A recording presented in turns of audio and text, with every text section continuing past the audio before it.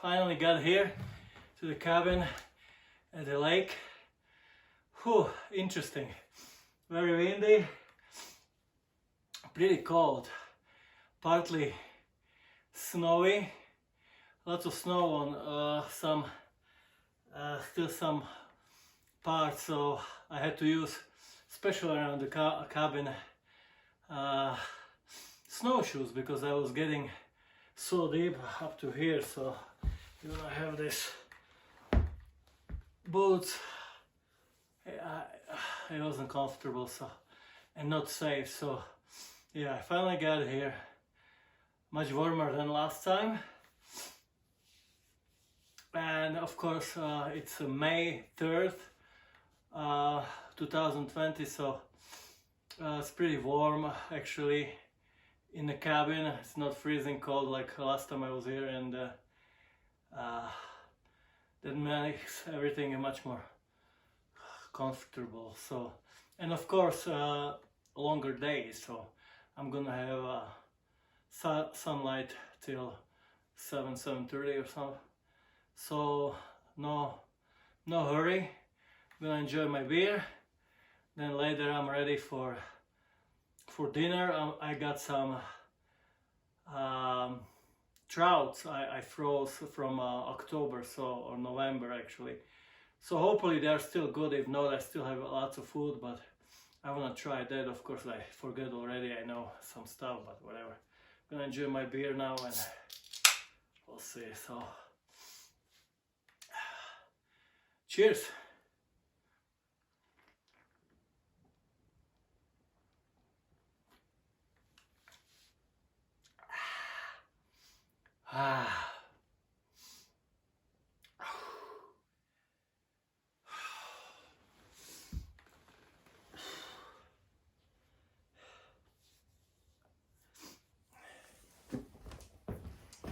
All right, so here we go.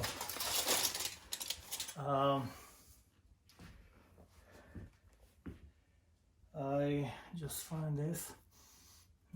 It's pretty good, so I'm gonna just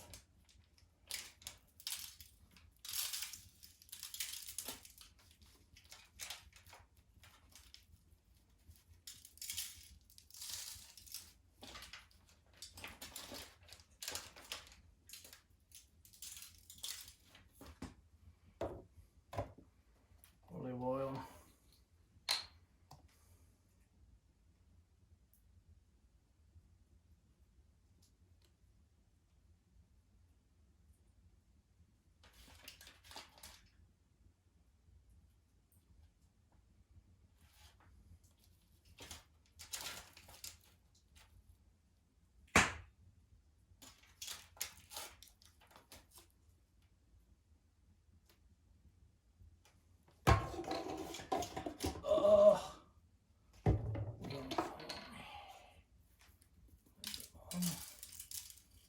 This thing.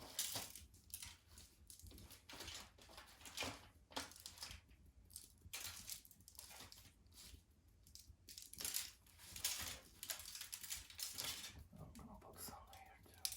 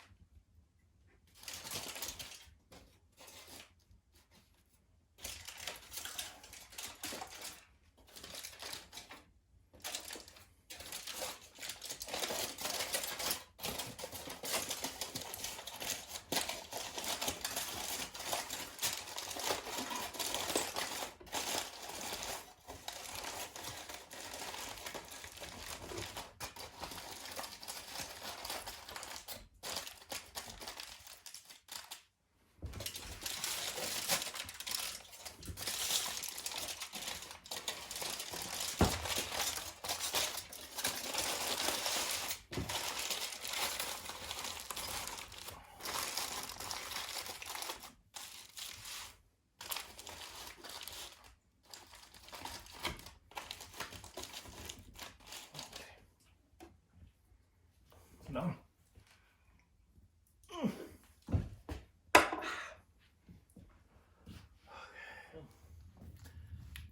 Here we go. Review on this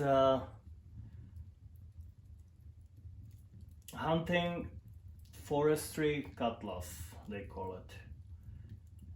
Dagger, hunting dagger. Like I said in previous videos, I was planning to do the review, but first I wanted to do some research, and I googled some stuff out, and actually I find pretty helpful YouTube. And I found one guy actually called Thomas Whitman.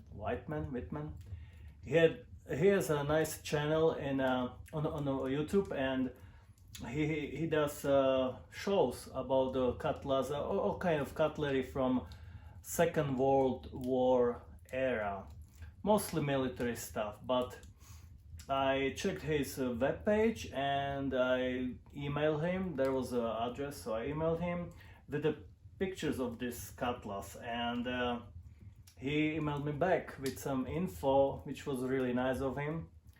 I'm really thankful for that. And yeah, according to him, this cutlass is original. It's right before Second World War. It was made by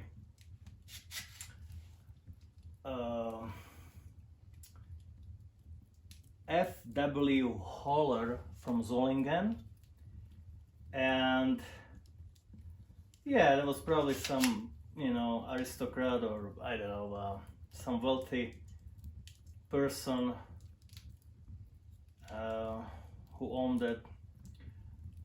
Probably nobody's gonna find out who was the original owner, for whom was this custom built by Mr. Craftsman Holler, but yeah, it's your original piece, and that means it's actually around 80 years old.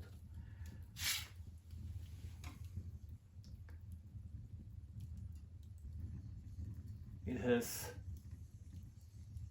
nice blade with all these ornaments from hunting, images. Scabbard is still pretty good condition. Whole piece is pretty good condition. According to Thomas Holler, it's pretty rare because it is hunting, cutlass. It's not military, and actually it has this eagle with emblem there. So according to him, it's pretty rare piece. And yeah, I'm gonna show you some pictures of it, from close by, distance.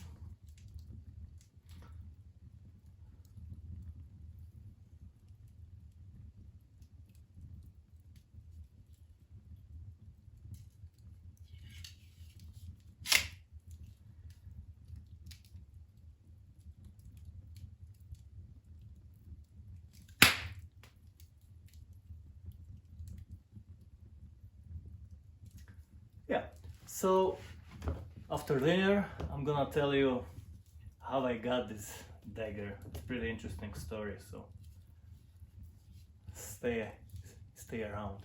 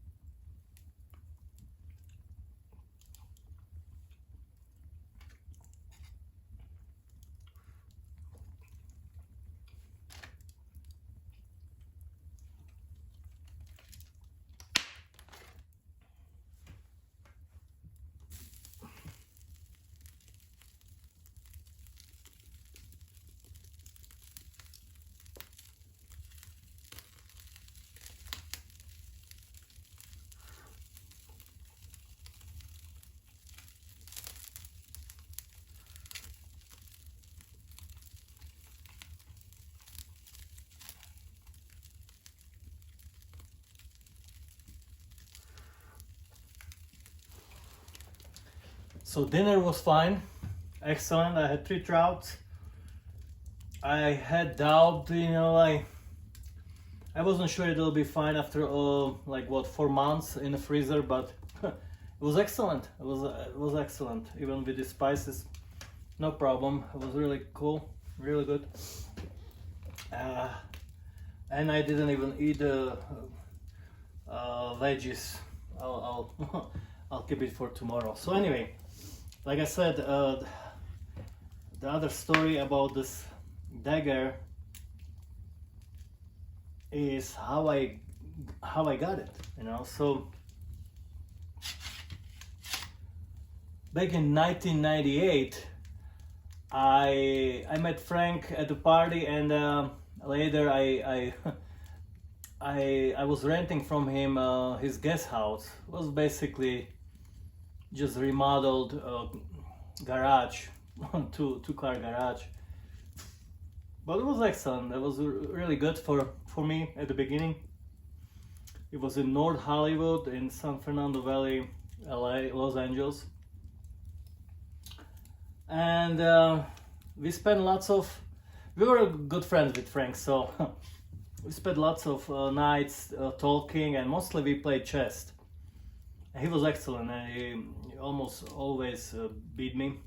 But one night, we had maybe a little bit too much drinks, and he mentioned that he saw me working out. I had some weights outside, and he just tried my weights, and he said he can't do it anymore. He used to be a pretty big guy. He was very strong when he was young. He was like around 70 back then.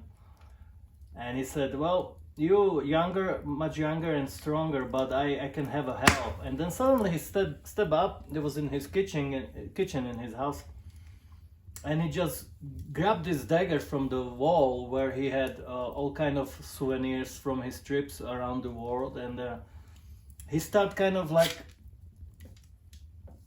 chasing me, you know, and trying to poke me, you know. And I was like, hey Frank, what are you doing, you know? It's kind of dangerous, you know. And and we were drunk, you know, so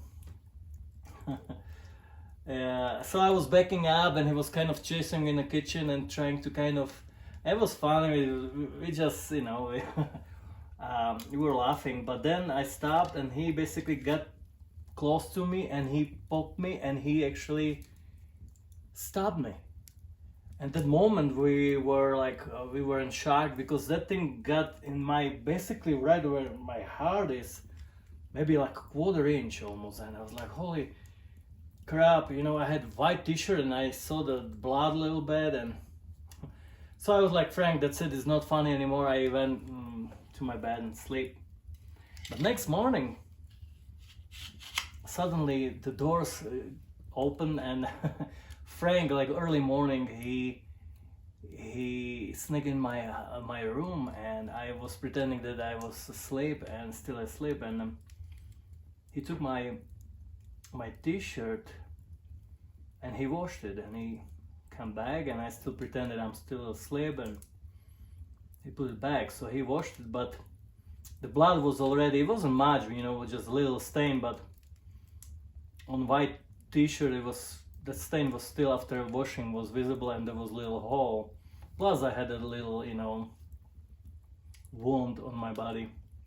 But anyway, the day later on, I met him outside, and at the pool, and I said, hey, what's up, Frank? What was that last night about anyway? And he said, what do you mean last night? Nothing happened last night. I was like, okay, that was his way. He doesn't want to talk about it, and you know, like never happened, you know. So anyway, like 10 years maybe later, 2008, I got a phone call, and there was one lady, very nice lady. Her name was Mary Marushka, Maria. She was also from Czechoslovakia, and she's been for 20 years coming to visit Frank over. She spent basically 20 winters at his place, because she was too cold in Germany. She used to live in Germany then. So anyway, I just got this phone call and she said simply, Frank is gone. Would you like come over and talk about stuff, you know, say goodbye because I'm not coming here anymore.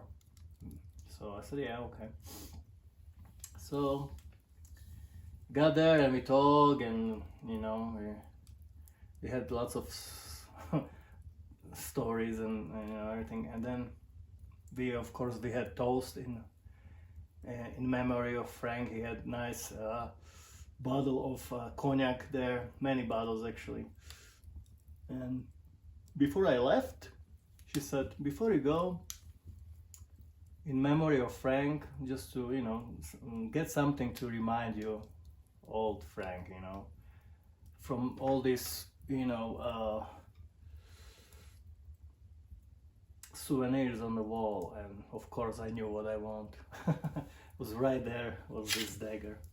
I basically almost got killed. So I grabbed this and I said, I want this. I never forget Frank, because there is a little story behind. I didn't tell her, but since that I have it, you know. So that was 2008, and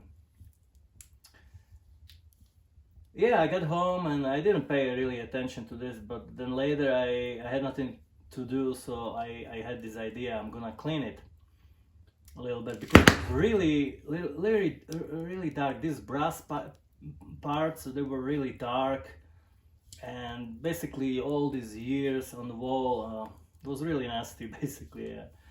So I got this polishing paste and I started cleaning out a little bit, and then suddenly all this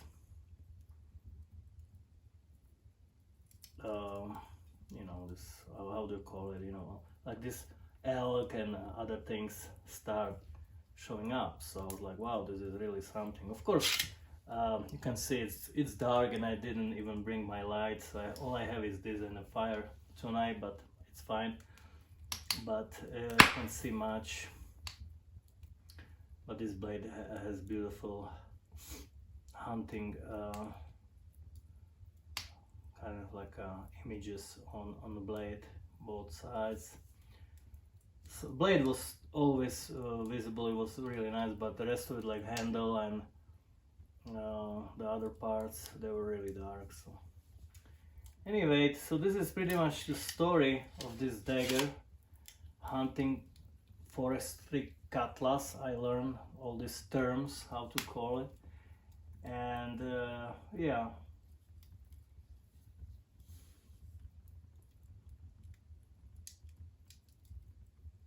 That's pretty much it. Hopefully you enjoy the story,